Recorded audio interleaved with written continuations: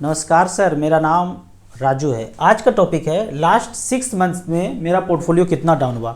अगर देखा जाए अक्टूबर 2024 में 1,51,00,000 था।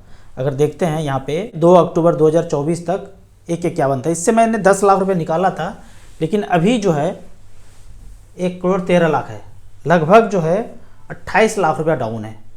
जब मैंने पहली बार घर खरीदा था ना, तो सितंबर 23 में यहाँ पर सितंबर अक्टूबर में 66,000 रुपये सेंसेक्स था और मैंने पैसा निकाल के घर खरीदा था। लेकिन अगर तब देखें, तब से अब तक अभी भी मार्केट अप में है। सितंबर 23 में यहाँ पे निकाला, तब भी मार्केट यहाँ पे अप है। अगर उस समय नहीं निकाला होता, अभी निकाला होता, तो भी पैसा ऊपर होता, क्योंकि अभी सेंसेक्स 77 पे है और तब जब मैंने निकाला था तब सेंसेक्स यहाँ पे 66,000 पे था। और अभी मई से लेके मार्च 2025 में 73,000 पे चल रहा है। पिछले मई 2024 में लाइफ टाइम हाई 73,000 पे था। ये मई से लेके अब तक पिछले 10 महीना में सेंसेक्स 73 का 73 है। लेकिन मैं ये सोचता कि यहाँ पे पैसा न निकाल के और बढ़ेगा तब निकालूंगा। वो जो लालच है ना, जो लोग अभी पछता रहे हैं ना, अगर पहले से म्यूचुअल फंड इन्वेस्ट कर रहे हैं या मार्केट में इन्वेस्ट कर रहे हैं और गिरने के बाद पछता रहे हैं, तो पछताना नहीं है। अगर ज़रूरत था तो पहले ही निकालना था। ये नहीं कि और बढ़ेगा और बढ़ेगा और बढ़ेगा, फिर तो हम कभी घर खरीद नहीं पाते। जैसे जैसे ज़रूरत पड़े, रिक्वायरमेंट है, अगर आपका पोर्टफोलियो 15% से ऊपर है तो कभी भी निकालना चाहिए ज़रूरत पड़ने पे। ये नहीं कि और बढ़ेगा तब निकालूंगा। और बढ़ने के चक्कर में अभी जो लोग बोल रहे हैं, अभी निकालना दनादन शुरू किए हैं मार्केट गिरने के बाद भी जो पहले से इन्वेस्ट कर रहे हैं 5 साल पहले से, वो भी 15% से ऊपर के रिटर्न पे पैसा निकाल रहे हैं। अभी आप चारों तरफ से न्यूज में सुन रहे होंगे एसआईपी स्टॉप हो गया। लगभग 60 लाख इन्वेस्टर ने एसआईपी स्टॉप कर दिया। अब म्यूचुअल फंड से पैसा बनाना है और छोटा सा विद्या यह ना सीखा तो फिर क्या सीखा। मार्केट ऐसे ऐसे चलता रहेगा हमेशा। लेकिन इस फेज में जब बॉटम पे मार्केट हो रहा है, इस समय स्टॉप अगर कर दिया तो पैसा कभी नहीं बनेगा। अगर आप यहाँ पे मार्केट जब लाइफ टाइम हाई है तब स्टॉप किया, पॉज किया, रिडीम किया तो चलेगा। लेकिन जब बॉटम बना हो यहाँ पे, इसको कंटिन्यू ही करना है। अभी रिसेंटली मैं 40,000 का एसआईपी शुरू किया हूँ, 10,000 का और ऐड करूँगा। ये एसबीआई स्मॉल कैप में 10,000, बंधन स्मॉल कैप में 10,000, निपॉन स्मॉल कैप में 10,000, मोतीलाल ओसवाल माइक्रो कैप में 10,000, एसबीआई 250 में 10,000 अगले महीने से और करूँगा। तो ये मैं एसआईपी स्टार्ट किया हूँ काफ़ी समय के बाद। 3-4 साल से एसआईपी स्टॉप था, घर बनाने में, कंस्ट्रक्शन में चल रहा था काम। लेकिन अब काफ़ी सालों के बाद मैं एसआईपी शुरू किया हूँ। तो ये जो फेज है ना, अगर पैसा बनाना है, वेल्थ क्रिएशन करना है, तो जब जब मार्केट डाउन हो तो ज़्यादा पैसा इन्वेस्ट करना है। 1-2 साल से लोग जो इन्वेस्ट कर रहे हैं उनको एसआईपी में नेगेटिव नज़र आ रहा है, लेकिन आपको कंटिन्यू करना है।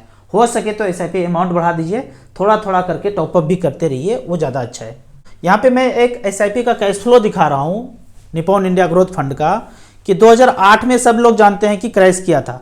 तो 2008 में अगर जो वेल्थ अभी दिख रहा है इस कैश फ्लो में, अगर 2008 में जब मार्केट डाउन होना शुरू हुआ उस समय कोई एसआईपी स्टॉप कर देता तो वेल्थ क्रिएशन नहीं हो पाता। यहाँ सबसे मैक्सिमम 479 यूनिट गया था जनवरी 2008 में। फरवरी 2008 में 383 पे आ गया। लेकिन 5-5 हज़ार का एसआईपी जा रहा है। तो पिछले महीना 10 यूनिट खरीदा था, इस महीना 13 यूनिट खरीदा, ज़्यादा सिक्का मिला, ज़्यादा यूनिट्स मिला। 14, 15, 13 इस तरह से करके अगर देखा जाए टोटल वेल्थ क्रिएशन देखेंगे तो सबसे टॉप में आप देखिए कितना पर मंथ एसआईपी है, 5,000 रुपये पर मंथ। 5,000 रुपये पर मंथ से 17,65,000 जमा हुआ है और 10,96,00,000 रुपया बना है एज ऑन डेट। कब से? 95 से लेके अब तक 2025 तक, पिछले 30 साल में। इस ड्यूरेशन को आप आगे पीछे भी चेंज कर सकते हैं। अगर चाहें तो आप इसको 2008 से ही चेंज करके अगर चेक करेंगे, कोई भी डेट हो, अमाउंट को आप चेक करके देख सकते हैं। 5-5 हज़ार रुपये पर मंथ किया, 9,85,000 जमा हुआ और आज वैल्यू है 47 लाख रुपये आपको दिख रहा है। कैश फ्लो में जाएंगे फिर वही कहानी, एनएवी कम था तो यूनिट ज़्यादा मिला होगा, एनएवी ज़्यादा है तो यूनिट कम मिला होगा। इस तरह से चलता रहा 246 रुपये से। इसको जब तक आप अध्ययन नहीं करेंगे अच्छे से तो डर लगता रहेगा। वो जो 60 लाख बोलते हैं ना, इन्वेस्टर ने एसआईपी स्टॉप कर दिया, इस कैश फ्लो को देखेंगे तो यही प्रतीत होगा कि जब जब मार्केट गिरे तब तब आपको यूनिट ज़्यादा मिलेगा। यूनिट ज़्यादा मिलेगा, उसी का रेट बाद में भले ही किसी रेट में लिया हो, 700 पे लिया, 800 पे लिया, 400 पे लिया, कभी 300 पे लिया, लेकिन उन सभी का रेट आज जो चल रहा है ना, ये चल रहा है 3418 रुपया। चाहे किसी भी रेट में लिया हो, 300, 400, 500, 600, 700, लेकिन 15-20 साल के बाद उसका रेट 3418 रुपया चल रहा है। तो सारे यूनिट, सारे सिक्के का वैल्यू 3418 रुपया होगा। इसके बदौलत, इस रेट के वजह से ये आपको यहाँ पे इस SIP का वैल्यू, जितना यूनिट एक्यूमुलेट किया उसके SIP का वैल्यू 47,89,000 दिख रहा है, क्योंकि हर स्टेज में अलग अलग रेट में यूनिट खरीदा। यहाँ पे अब कुछ कमेंट्स का बात करते हैं। कमेंट्स में यहाँ पे पहला क्वेश्चन है, क्या ये सही समय है, सही टाइम है SIP लेने का? बिल्कुल सही है, यही समय है जब मार्केट बॉटम हो, सब लोग बोले कि एकदम मार्केट खत्म हो जाएगा। जो भी आपका कैपेसिटी है, 5,000, 10,000, 15,000, जो पैसे को आप लगा के छोड़ सकते हैं, 10 साल, 15 साल, 20 साल, जरूरत नहीं हो पैसे का, उस पैसे को SIP के मोड में आप स्मॉल कैप में डालते रहिए। एक निहायत ही ज़रूरी चीज़, ये जो ID बना रहे हैं, ये वाला ID, नाम नहीं बोलूँगा मैं इसका, ये ID धड़ल्ले से बच्चे के नाम पे बनाया जा रहा है। अब इस ID बनाने के बाद इसमें कुछ है जो इन्हीं को पता है, बताता भी नहीं किसी को इसके अंदर क्या डाला हूँ। तो वो अगर डाला तो दिक्कत है। क्या लिखा हुआ है ID में? पहली बात, कोई भी आपको जबरदस्ती अनिवार्य नहीं है। दूसरा है, कोई भी सुविधा से वंचित नहीं किया जाएगा। कोई हायर एजुकेशन के लिए यहाँ एडमिशन, वहाँ एडमिशन, ये सब बकवासबाजी है, मौखिक बोला जा रहा है। RTI में जवाब है कि कहीं कोई दिक्कत नहीं है, कोई भी शैक्षणिक काम के लिए, योग्यता के लिए कहीं भी ये अनिवार्य नहीं है। लेकिन यदि आपने ID बनवा लिया तो बनवाने के बाद क्या है, यहाँ पे क्या लिखा हुआ है, health checkup specially for 100% immunization in school. ये वाला स्कूल में लगेगा। आप तो पढ़ने के लिए भेजे थे, इसके लिए तो भेजे नहीं है। कभी नहीं सोचा होगा पेरेंट्स की या इसके लिए क्या है, लेकिन इसका ये प्लान है। ये बंदा कहता है कि हॉस्पिटल में तो आया नहीं सारे बच्चे को लेकर के, स्कूल में ही ठोक दो।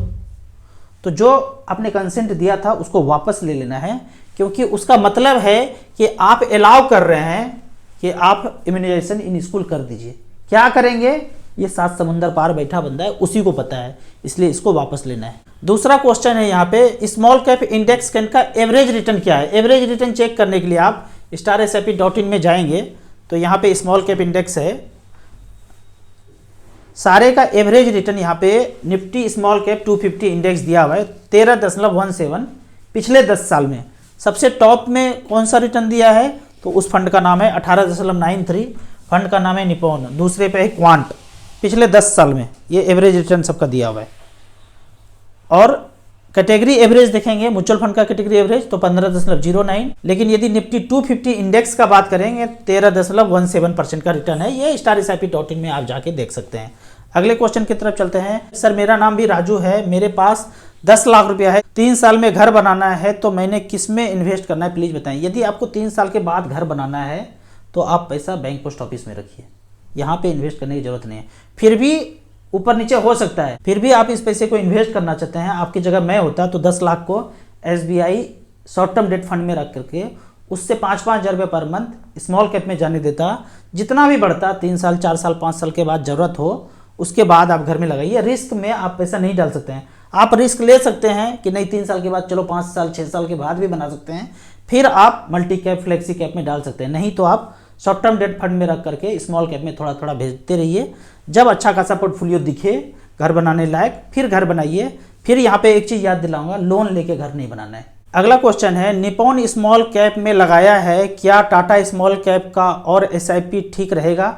20 साल के लिए इन्वेस्ट करना चाहता हूँ, या कोई और फंड ठीक रहेगा? टाटा स्मॉल कैप भी जोड़ लीजिए, SBI 250 इंडेक्स भी जोड़ सकते हैं, बंधन स्मॉल कैप भी जोड़ सकते हैं। स्मॉल कैप आपको 4-5 लेके रखना चाहिए डाइवर्सिफाइड करके।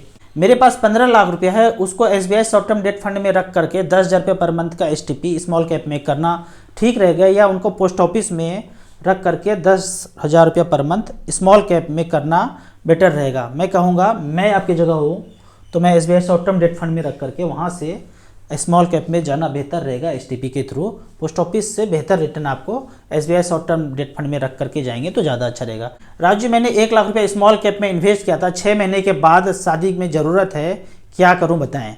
अगर आपने 1 साल 2 साल पहले इन्वेस्ट किया है और बढ़ा हुआ पैसा है तो निकाल करके सेविंग में रख लीजिए। मैं ये बोलता हूँ हमेशा, निहायत ही ज़रूरी पैसा है तो उसको आप इतने कम समय के लिए कभी इन्वेस्ट मत कीजिए। आप रिस्क लेना चाहते हैं, रिस्क लेने का क्षमता है कि लगा के देखते हैं, जो होगा देखा जाएगा, फिर तो आप जो पैसा है आपको उसको निकाल लीजिए। अगर पहले से इन्वेस्ट करके रखे हैं, जो भी पैसा दिख रहा है बढ़ा हुआ और कम समय में 6 महीना ही बचा है, तो आप रिडीम करके अकाउंट में रख लीजिए, सेविंग में जब ज़रूरत पड़े उसको खर्च कीजिए। 1 साल के लिए 3.5 लाख रुपये इन्वेस्ट करना है। कौन से फंड में करूँ? SBI short term debt fund में शॉर्ट ड्यूरेशन के लिए आप यहाँ पे रखिए। अगर ज़्यादा टाइम होता है तो वहीं से आप STP थोड़ा थोड़ा करके SBI small cap, SBI 250 index में जा सकते हैं। राजू भाई, माइनर के नाम से स्मॉल कैप फंड में SIP करना सही है लॉन्ग टर्म के लिए, या अपने नाम पे सही रहेगा? कुछ भी कर सकते हैं, माइनर के नाम पे भी हो तो कोई दिक्कत नहीं है। अपने नाम पे अगर आपका चल रहा है तो माइनर के नाम से भी स्मॉल कैप में लंबा समय, मतलब मोर देन 15 ईयर्स है, माइनर के नाम पे या अपने नाम पे SIP शुरुआत कर सकते हैं। याद रखना है कि SIP जब करेंगे तो जिसका AUM ज़्यादा है उसमें करना है, और दूसरा है कि 5-6 स्मॉल कैप में करेंगे। ऐसे नहीं कि एक 10,000 रुपया करना है तो एक ही फंड में कर दिया, 2-2 हज़ार करके 5 स्मॉल कैप में डाइवर्सिफाइड करके लगाइए। राउत सर, आप अपना पोर्टफोलियो रिव्यू करिए, आपके पोर्टफोलियो में कितना म्यूचुअल फंड है ये बताएं। टोटल म्यूचुअल फंड अगर देखा जाए, एक्सिस ELSS टैक्स वाला एक ही फंड बचा है, इससे भी जब लॉकिंग फ्री होगा स्विच करके स्मॉल कैप में आ जाऊंगा, एक्सिस स्मॉल कैप में। दूसरा है एक्सिस स्मॉल कैप, तीसरा DSP small cap, HDFC mid cap, HDFC small cap, ICICI small cap, Nippon India growth fund, Nippon pharma fund. तो ऐसे ही 100 रुपया है, इसमें कोई इन्वेस्टमेंट नहीं है। 100 का 131 रुपये दिख रहा है। 100 रुपया भी है म्यूचुअल फंड में तो कहीं खत्म नहीं होता। ऐसा होता है ना कि खत्म हो जाएगा, भाग जाएगा, कहीं क्या फ्रीज हो जाएगा, कोई फ्रीज फ्रूज नहीं होता है। जब भी निकालेंगे ये 100 रुपया का जो वैल्यू है वो आपको मिलेगा। Nippon India small cap, SBI small cap, total fund है 1, 2, इसको छोड़ देते हैं, 3, 4, 5, 6, 7, 8, 9, ये भी हटा दूंगा। 8 स्मॉल कैप में लगभग, मिड कैप 2 है और 6 स्मॉल कैप में मेरा टोटल पैसा जो है अभी तक जो SIP और लमसम करके जो मैं टोटल इन्वेस्ट किया हूँ 47,30,000। मार्केट गिरने के बाद 1,13,00,000 है। 13% और गिरेगा तो 1 करोड़ पे आके अटकेंगे, और गिरेगा तो और गिर सकता है, लेकिन मेरा पोर्टफोलियो कंटिन्यू रहेगा।